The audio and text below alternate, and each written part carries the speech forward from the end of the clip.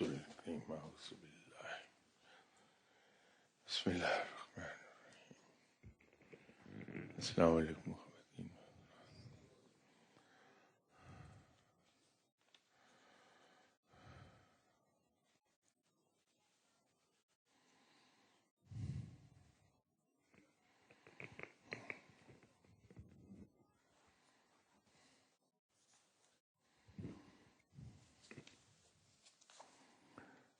Last Sunday جو سوالات کا سلسلہ شروع ہوا تھا اسی کی کنٹینویشن میں سوال مرشد اپنے شاگرد کے بیہیویئرز اور ایٹیٹیوڈز میں آنے والی تبدیلیوں کو تولتے ہیں اور امپرومنٹ دیکھ کر اسے اگلے درجے کا سبق یا پڑھائی دیتے ہیں.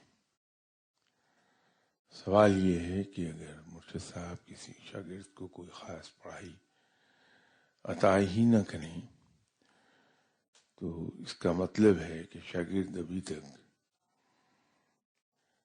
اپنے آپ کو امپروو کرنے میں ناکام ہے.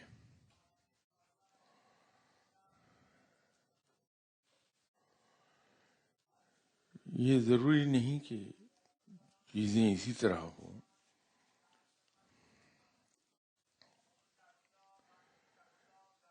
اس کے ایک ہی وقت میں کئی ریزن ہو سکتے ہیں یا کئی ریزنز میں سے ایک ریزن ہو سکتا ہے.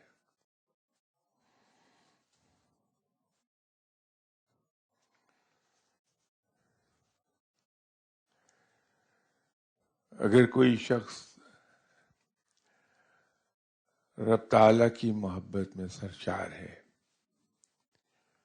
یا آپ صلی اللہ علیہ وسلم سے عشق رکھتا ہے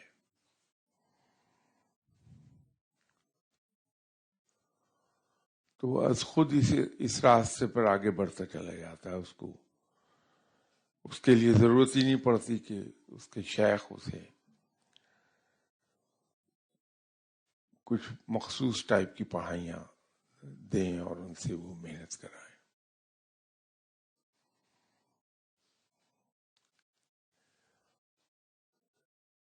یہ بھی ایک ریزن ہوتا ہے. زیادہ تر ہوتا یہ ہے کہ چونکہ ہمارے یہاں تو جنرلی سب کی بات نہیں کرتا، جنرلی ہوتا یہ ہے کہ ہم مسکنسیپشنس میں مبتلا ہیں ہر چیز کے بارے میں. کانسیپٹس ہمارے یا تو کلیئر نہیں ہیں یا حقیقت کے قریب نہیں ہیں. اب جیسے اس سوال سے بھی ایک چیز ظاہر ہو رہی ہے کہ یہاں زور وظائف پر ہے، تسبیحات پر ہے. سوال سے یہ ظاہر ہے کہ ان کے ذہن میں شاید جنہوں نے سوال پوچھا یہ بات ہے کہ اگر رب کے قریب جانا ہے تو وظائف اور تسبیحات کا راستہ چن لیا جائے.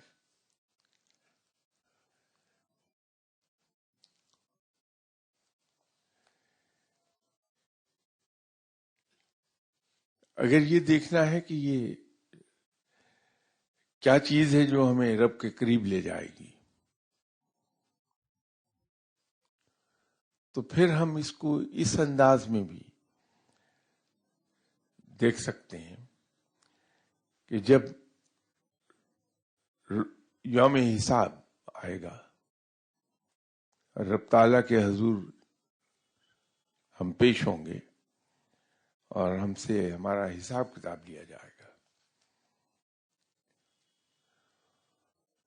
پہلا سوال کیا آئے گا یہ تو مجھے اور آپ کو سب کو معلوم ہے کہ نماز کی باز پرس ہوگی.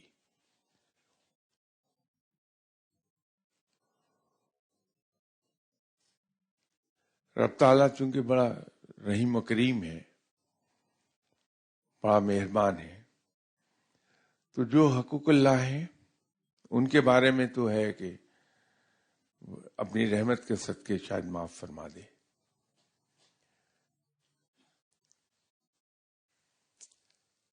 لیکن حقوق اللہ کے حساب کتاب سے ہٹ کے ذرا دیکھیے. کسی کا ہم حق تو نہیں مارتے، اس پر پکڑ ہو جائے گی اور وہ معاف نہیں کیا جائے گا جب تک کہ جس کا حق مارا گیا وہ معاف نہ کر دے. جھوٹ بولنا ہے، فریب کرنا ہے، دھوکہ دینا ہے، وعدہ خلافی ہے، اس طرح گنتے جائیے.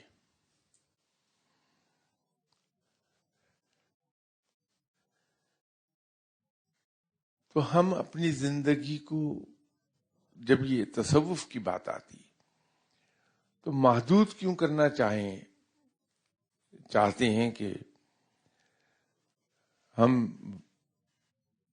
یہ سمجھتے ہیں کہ اللہ تک جانے کا راستہ صرف یہی ہے کہ وظائف پڑھے جائیں اور تسبیحات کی جائیں.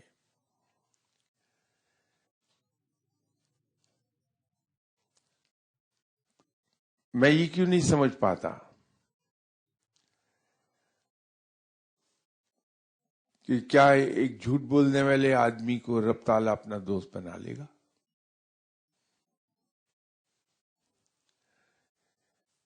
یتیموں کا مال کھانے والے کو کیا رب تعالیٰ اپنا دوست بنا لے گا؟ دوسروں کا حق مارنے والے کو کیا رب تعالیٰ اپنا دوست بنا لے گا؟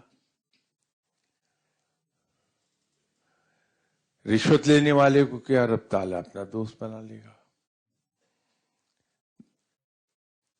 دوسروں کی دل آزاری کرنے والے کو رب اپنا دوست بنا لے گا؟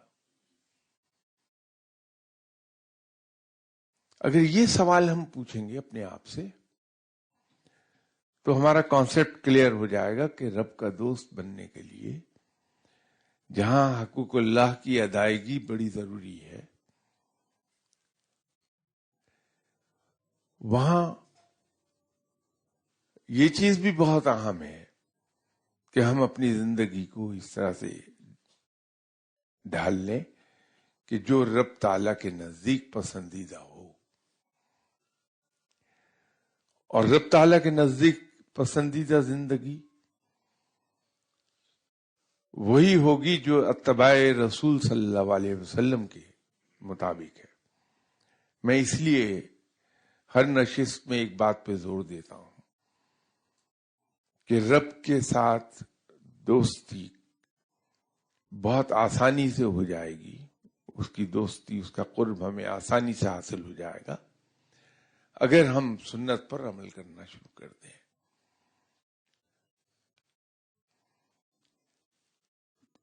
وظائف اور تسبیحات اگر بے لوث ہوں گے، یہ بھی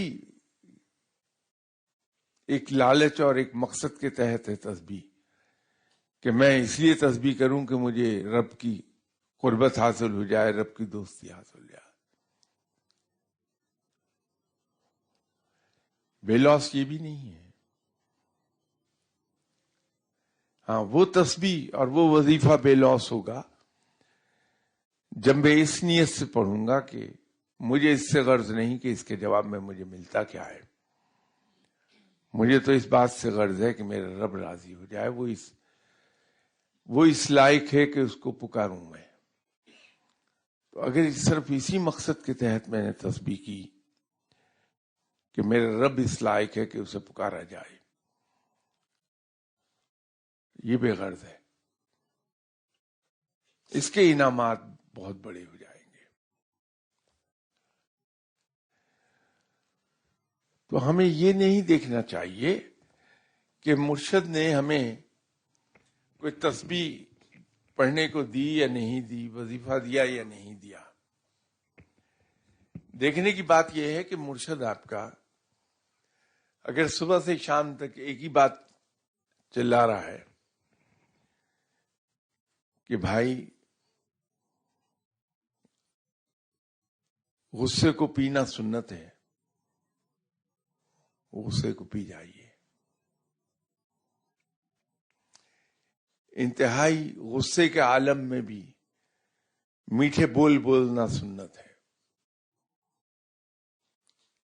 تو ہم انتہائی غصے کے عالم میں بھی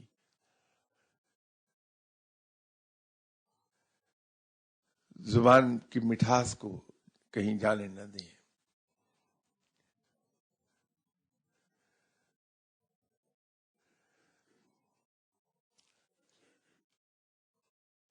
مسلمان کی شان تو یہ ہے کہ اگر کسی شخص سے دشمنی ہو جائے، اس کی مخالفت ہو جائے، ڈفرنس آف اوپینین پیدا ہو جائے، تو وہ جس زبان سے اس نے کسی کی تعریف کی ہوتی ہے اس زبان سے کسی کی برائی نہیں بیان کرتا. وہ ہم اگر یہ دیکھ لیں کہ ہم نے اسی زبان سے ایک شخص کو اچھا کہا ہوا ہے، تو کیا یہ مناسب ہے کہ ہم اسی زبان سے اسے برا کہہ دیں؟ تو ہم از خود رک جائیں گے کسی کو برا کہنے سے.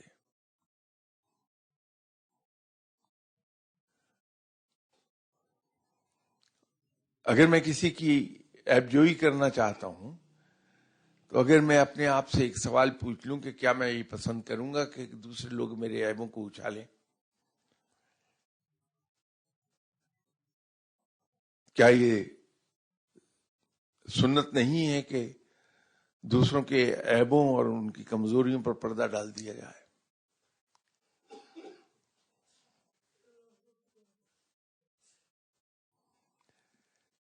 تو جب ہم یہ راہیں اختیار نہیں کرتے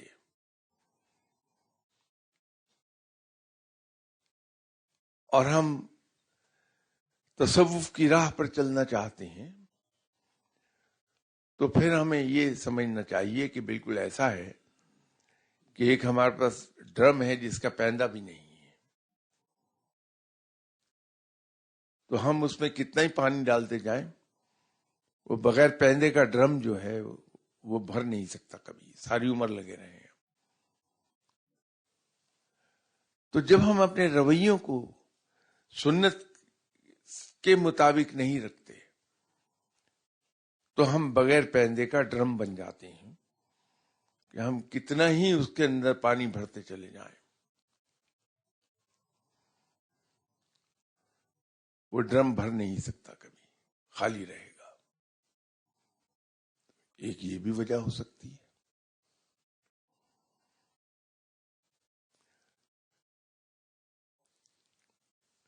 میرا رویہ یہ ہے کہ میں مرشد صاحب کے پاس جاتا ہوں اپنے،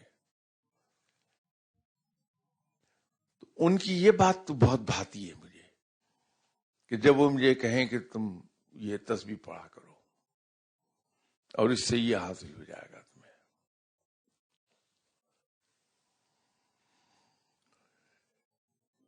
لیکن جب وہ مجھے یہ کہتے ہیں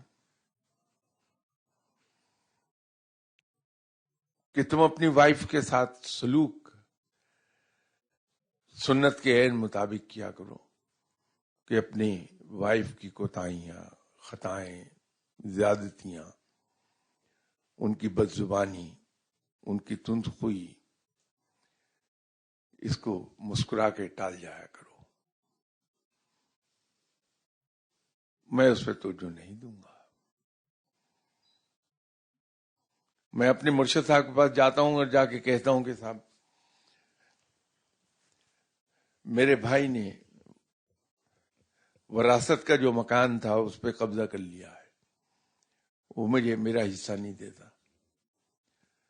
تو میرے مرشد صاحب کہتے ہیں کہ کیا ہو گیا نہیں دیتا؟ تو تم اللہ کے نام پہ اس نیت کے ساتھ کہ میں بھائی کے ساتھ تعلقات نہیں بگاڑوں گا، اسے فورگو کر دو، اللہ تمہیں اس سے بڑا مکان اپنے خزانے سے دے دے گا.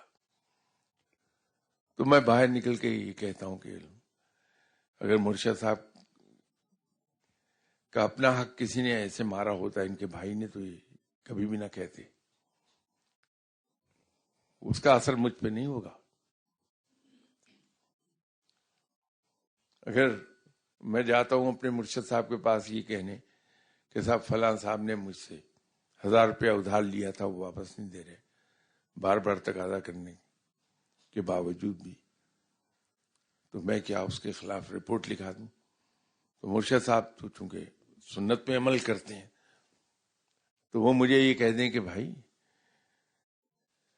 سنت تو یہ ہے کہ جس نے آپ کو پے کرنا ہے اس کو مہلت دے دو، اسے تقاضا مت کرو، شرمندہ ہوتا ہے، تو ہو سکے تو بھول جاؤ کہ اس نے کبھی تم سے کچھ لیا بھی تھا۔ میری سمجھ میں یہ بات کبھی نہیں آئی آج تک کہ میں کیسے چھوڑ دوں 1000 روپیہ، میری محنت کی کمائی ہے۔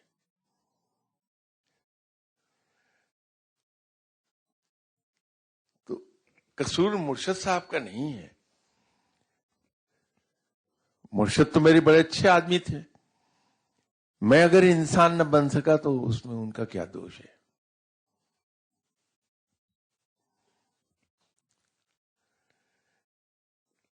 بھائیو، قرب الہی صرف تسبیحات سے اور وظائف سے نہیں حاصل ہوتا۔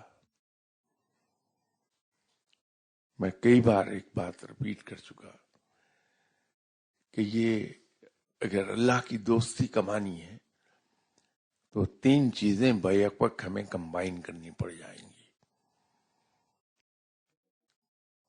آسان لفظوں میں اگر ہم کہیں تو عبادات، پازیٹو تھنکنگ اور ہمارے اعمال۔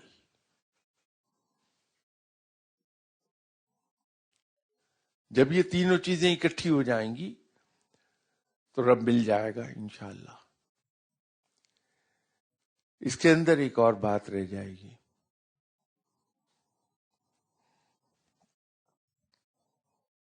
مجھے بھی بڑا شوق ہے کہ میں ولی اللہ بن جاؤں،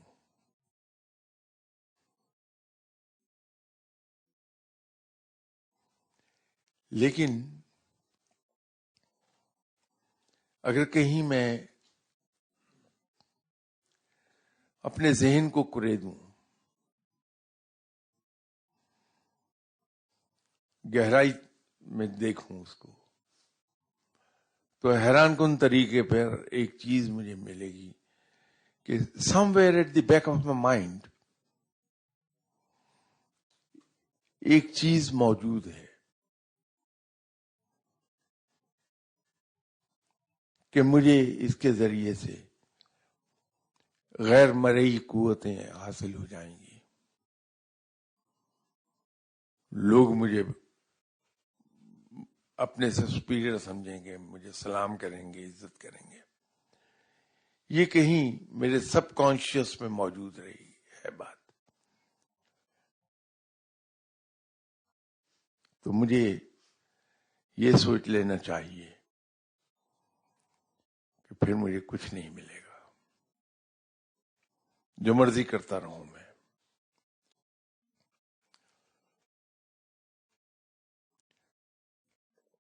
یہاں تو یہ ہے کہ قرب الہی کے لیے اپنے آپ کو بغیر کسی دام کے، بغیر کوئی قیمت لگائے بیچ دینا پڑتا ہے اللہ کے ہاتھ میں۔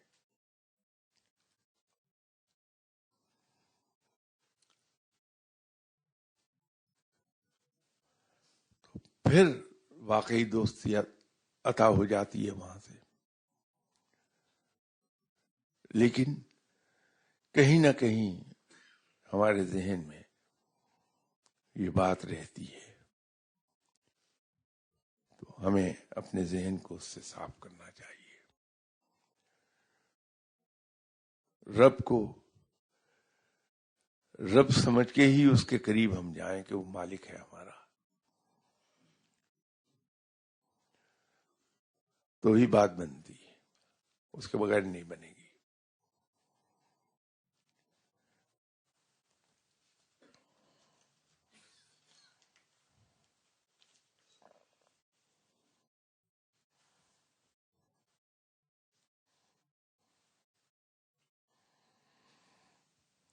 اب یہ دوسرا سوال بھی ان کا تقریباً اسی کا حصہ ہے، جواب تو اس کا پہلے سوال کے جواب دیتے ہوئے آ گیا کہ کیا شیخ کسی شخص کو اپنی شاگردی میں قبول کر لیتے ہیں، اسے لازمی پڑھائی دیتے ہیں؟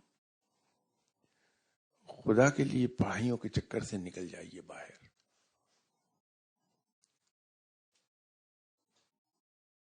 ابھی تم مسئلہ یہ ہے کہ اگر میرے گھر میں، یہ میں واقعتاً کہہ رہا ہوں کہ بہت مرتبہ یہ چیز لوگ لے کے مسئلہ آ جاتے ہیں کہ میرے گھر میں کھٹمل بہت ہو گئے ہیں، دعا کیجئے کھٹمل ختم ہو جائے.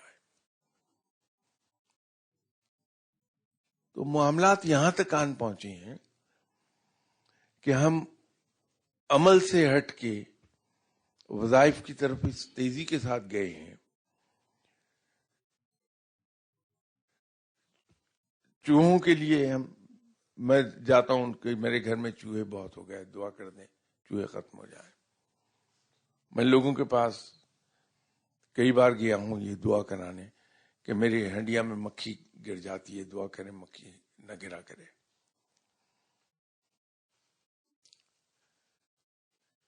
یہ بے عملی کی انتہا ہے.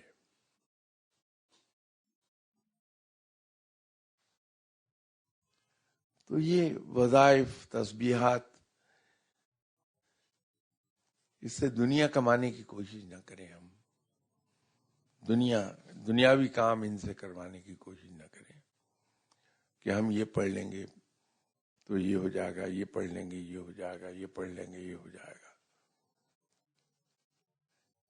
یہ ایک مسلمان کا رویہ نہیں ہے. مسلمان تو عمل میں، کوشش میں، جدوجہد میں یقین رکھتا ہے. ان کا سوال نیکسٹ یہ ہے کہ اگر کوئی مرید کئی سال تک مرشد صاحب کی اجازت سے وظیفہ کرتا رہا ہو اور پھر ناگزیر وجوہات کی بنا پر اس میں ایک طویل گیپ آ گیا ہو، تو کیا مرید وہ وظیفہ دوبارہ مرشد صاحب کی اجازت کے بغیر شروع کر سکتا ہے؟ اس میں کوئی حرج تو نہیں؟ نہیں، ضرور شروع کر لیجئے، اس میں کوئی پرابلم نہیں. آگے چل کے انہوں نے پوچھا ہے کہ کیا یہ درست ہے کہ کچھ عامل حضرات کسی شخص کے خاص وظیفے سے پیدا ہونے والے موکلات کو اس شخص کی اجازت کے بغیر اس سے جدا کر دیتے ہیں، اور وہ ایک شخص ایک دم لاشعوری طور پر اپنے آپ کو خالی، بے وزن اور اکیلا محسوس کرنے لگتا ہے؟ ایسا کیوں ہوتا ہے؟ اس کا حل کیا ہے؟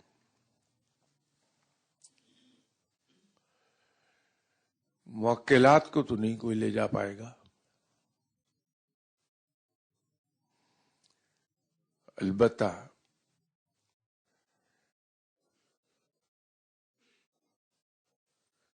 جو ولایت کے بہت اعلیٰ درجے پر فائز ہے، وہ ایک بگنر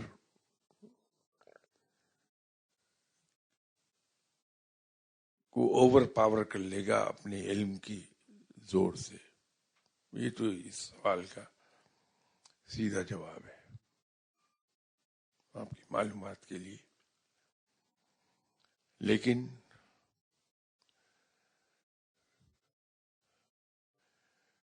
اس سے ہمیں کیا غرض ہے کہ کوئی لے جائے میری بلا سے؟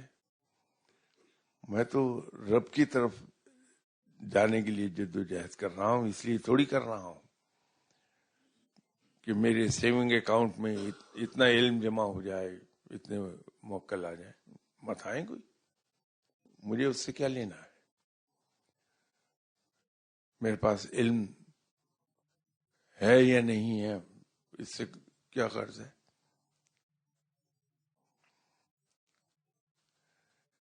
تو ان چیزوں سے ہمیں نکل جانا چاہیے ذہنی طور پہ. یہ باتیں قصے کہانیوں کے لیے، دلچسپی کے لیے تو ٹھیک ہے. جیسے ہم الف لیلہ کی داستان پڑھتے ہیں،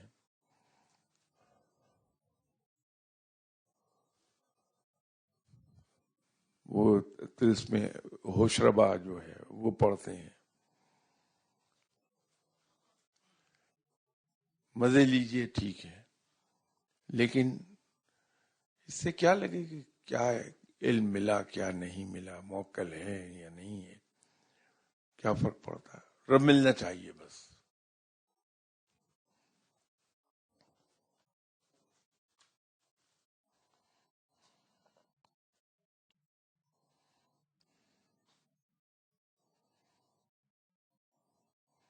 انہوں نے اس کا حل پوچھا ہے تو اس کا حل میں عرض کر رہا ہوں کہ اس چیز کی اہمیت ہی نکال دیجیے. سر نیچے ڈال کے اپنے رب کو پکارتے رہیے. نہ کچھ آپ کا کوئی بگاڑ سکتا ہے، نہ کوئی آپ سے. اللہ نے جو علم اور وزڈم آپ کو عطا کی ہے وہ نہیں جائے گا کبھی. صرف سر نیچے ڈال کے اپنے رب کو پکارتے رہیے.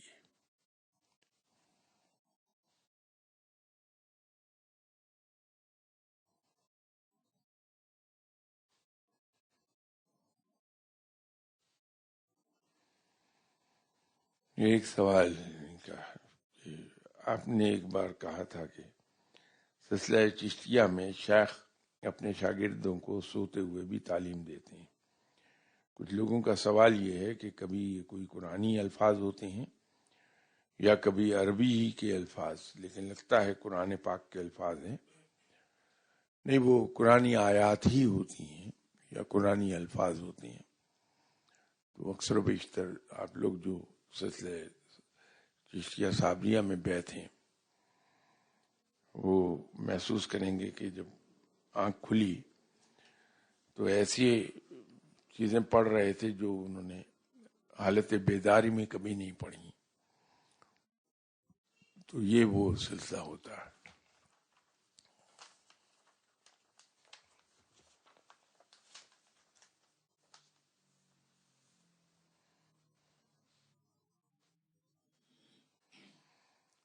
یہ انہوں نے پوچھا ہے کہ کیا صاحب امر اولیاء اللہ کو ان کی زندگی میں ہی بتا دیا جاتا ہے کہ وصال کے بعد بھی ان کا حکم جاری رہے گا؟ بات پھر وہیں آ جائے گی جو بھی تھوڑی دیر پہلے میں کہہ رہا تھا کہ صاحب امر بنتا ہی وہ ہے جو صاحب امر ہونے کے لیے کوشش نہیں کر رہا ہوتا.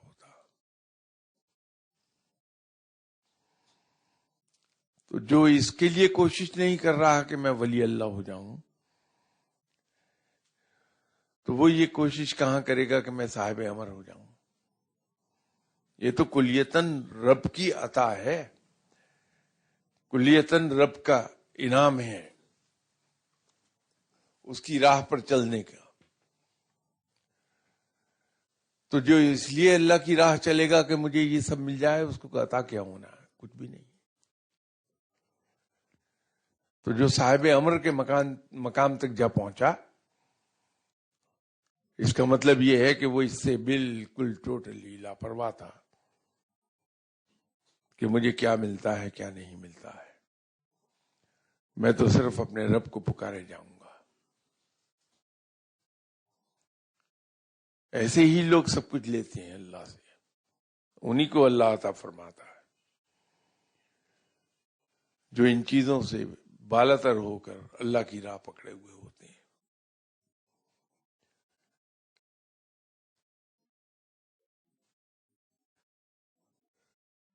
تو کسی کو یہ معلوم نہیں ہوتا کہ میرے مرنے کے بعد بھی میرا حکم جاری و ساری رہے گا یا میں صاحب امر اس وقت بھی ہوں گا.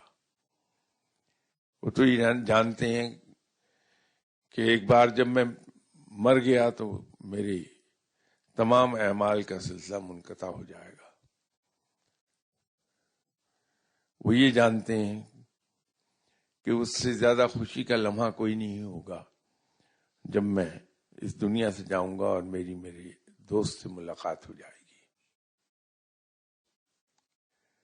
وہاں تو صرف یہی ایک خیال ہوتا ہے کہ میں کب اس دنیا سے جاؤں گا اور کب میرے دوست سے ملاقات ہوگی. ایک ولی اللہ یا کوئی نیک شخص جس کی زندگی کا فلسفہ ہی یہ ہو کہ جو دم غافل سو دم کافر، اور جو ذکر الہی اور درود پاک کو انتہائی محبوب رکھتا ہو، کیا وفات کے بعد اس کے پاس آپشن ہوتی ہے کہ وہ اپنی پڑھائی کے معمولات کو جاری رکھ سکے؟ ابھی میں نے جیسے عرض کیا تھا کہ جو ہمارے دنیاوی معمولات ہیں، جو اعمال کا سلسلہ ہے، وہ انسان کی موت کے ساتھ ہی منقطع ہو جاتا ہے۔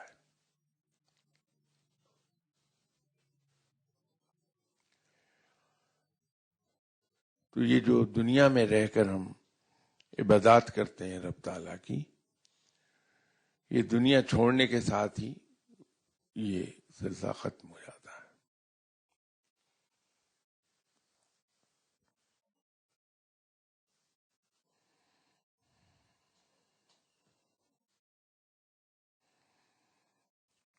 روایت کے مطابق حضرت ذوالنون مصری کا مقام ساری زندگی لوگ نہ پہچان پائے۔ جس رات وفات ہوئی تو 70 اولیاء کرام کو آپ صلی اللہ علیہ وسلم کی زیارت ہوئی۔ فرمایا میں بغداد ذوالنون کے استقبال کے لیے آیا ہوں۔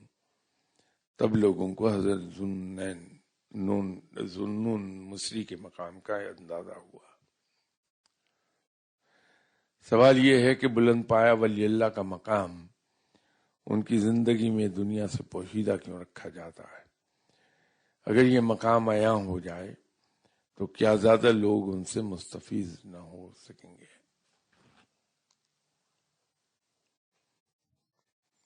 اولیاء کرام کا مقام ان کی زندگی میں اس لیے نہیں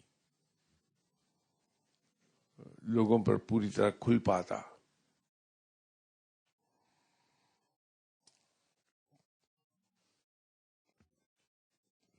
ہر آدمی کی اپنی سوچ ہے، ہر آدمی کے اپنے ایک غرض ہے، ہر انسان کے اپنے آبجیکٹیوز ہیں، وہ دوسروں کے ساتھ کلیش بھی کرتی ہیں یہ چیزیں، اور اس کے نتیجے میں ڈفرینس آف اوپینین بھی پیدا ہوتا ہے۔ ولی اللہ کی تعلیمات عام طور پر لوگوں کے حلق سے نیچے نہیں اترتی۔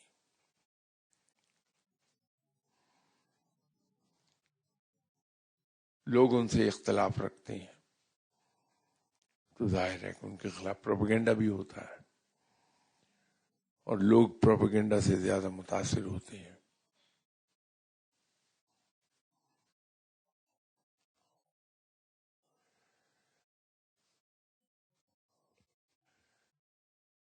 نتیجہ یہ ہوتا ہے کہ جب تک وہ زندہ ہوتی ہیں ان کی بہت سی چیزیں لوگوں کی نظروں سے اوجھل رہتی ہیں، ان وجوہات پر جو بھی میں نے عرض کی۔ نتیجہ یہ ہے کہ ان کا مقام لوگ نہیں پہچان پاتے، چونکہ انتقال اگر کسی شخص کا ہو جائے تو پھر اس کی برائیوں سے منہ موڑ لینا چاہیے، ہمیں ذکر نہیں کرنا چاہیے، مرنے والے کو اچھے الفاظ میں یاد کرنا چاہیے۔ تو جب ہم اچھے الفاظ میں انہیں یاد کرنے لگتے ہیں تو رفتہ رفتہ ان کی وہ روشنی لوگوں میں پھیلتی ہے۔ پھر تو یوں عام طور پر ان لوگوں کے مقامات، روحانی مقامات، ان سے ہم ان کے مرنے کے بعد ہی واقف ہو پاتے ہیں۔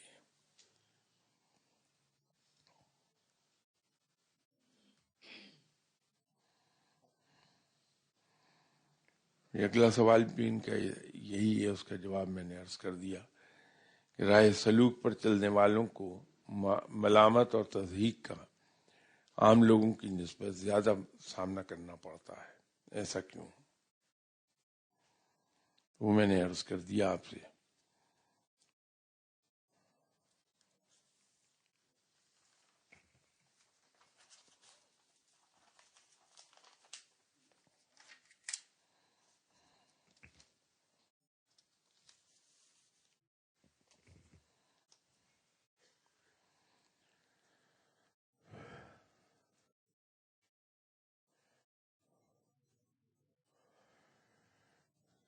کیا جنات کے یہاں بھی تبلیغ اسلام کا کوئی سلسلہ ہے؟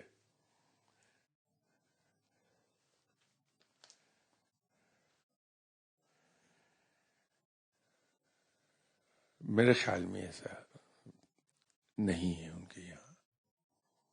وہ تعلیم انسانوں ہی سے لیتے ہیں.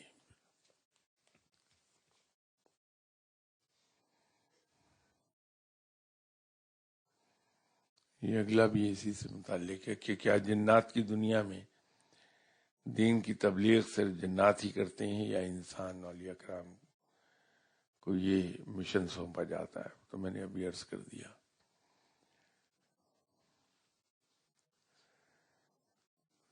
ان کا اگلا سوال ہے کہ کیا جنات میں بھی ولایت کا سلسلہ انسانوں کی مانند جاری ہے اور جنات میں بھی عمران، اخیار، ابدال، کتب، غوث وغیرہ ہوتے ہیں؟ میرے علم کی حد تک تو نہیں ہے ایسا.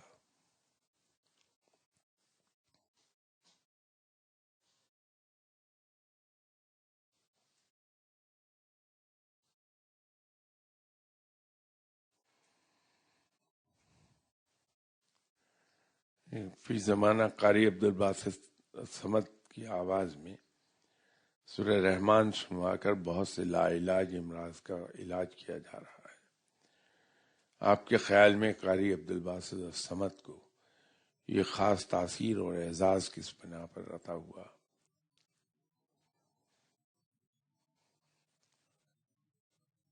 سیدھی سی ایک بات ہے کہ جو آدمی اخلاص کے ساتھ، یہ بنیادی شرط ہے، اور بغیر اس غرض کے کہ مجھے کچھ اس سے حاصل ہوگا، صرف اس لیے کہ سورہ رحمان میں ایک شاعری ملتی ہے، وہ اصل میں بڑی خوبصورت شاعری ہے. وہ آپ جب پڑھتے ہیں ہم تو ایسا لگتا ہے جیسے ہم کوئی شاعری کی پڑھ رہے ہیں. تو پسند بہت آتی ہے، دل پہ اثر رکھتی ہے وہ. تو ایک آدمی صرف یہ کہ سورہ رحمان بہت اچھی ہے، اس کی کثرت سے تلاوت کرتا ہے تو یہ اثرات از خود پیدا ہو جاتے ہیں. قاری عبدالباسط صاحب کو اللہ نے یہ اعزاز بخشا کہ وہ بے لوث ہو کے سورہ رحمان کی کثرت سے تلاوت کرتے تھے. ان کو یہ سعادت نصیب ہو گئی. اللہ تعالیٰ اس میں اور زیادہ تاثیر پیدا کرے.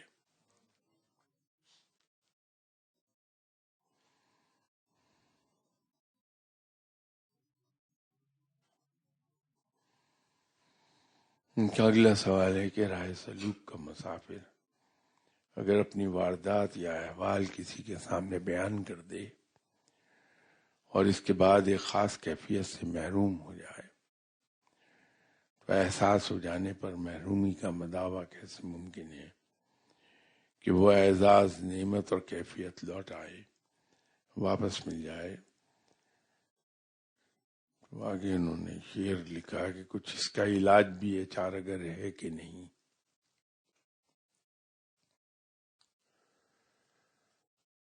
اس کا علاج صرف ایک ہی ہوتا ہے کہ آپ نئے سرے سے محنت شروع کیجیے. البتہ یہ ضرور رعایت ہو جاتی ہے کہ پہلے اگر وہ کیفیات آپ کو 10 سال میں حاصل ہوئی تھی تو دوبارہ کوشش کرنے میں شاید 2 سال میں حاصل ہو جائیں گی.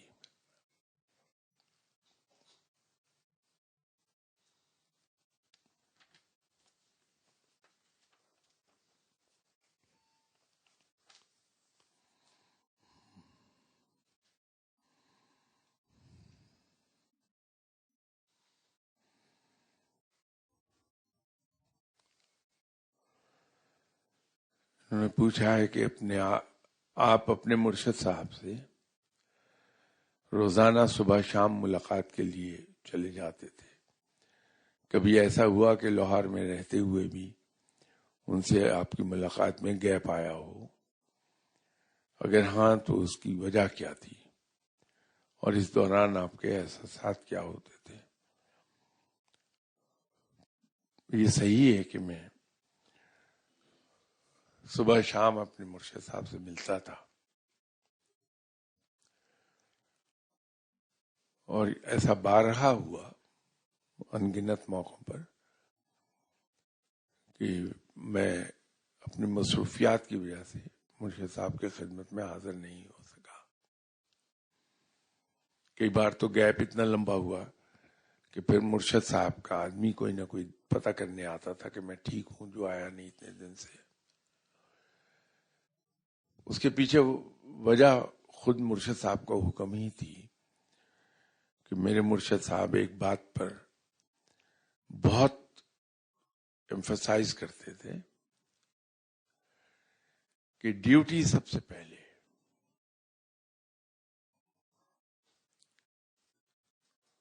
تو مجھے اگر آفس کے کام ہے تو اس کی پرائیورٹی ٹاپ پر تھی. اسی طرح اگر کوئی فیملی آبلیگیشنز ہیں میرے تو وہ اس کی پرائیورٹی نمبر 1 تھی.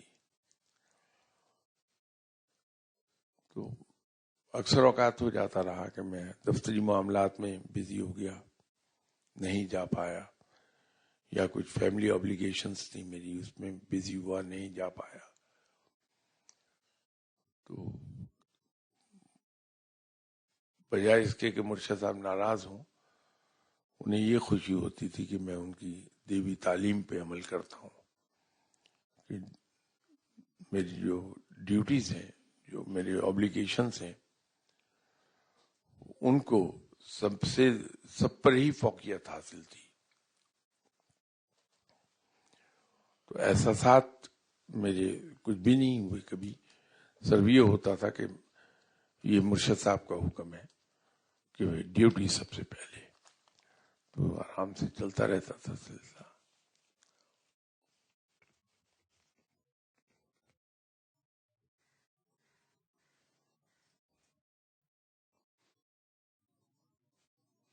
یہ انہوں نے انشاءاللہ تعالی باقی سوالات کے جوابات بشرط زندگی اگلی اتوار انشاءاللہ. السلام علیکم.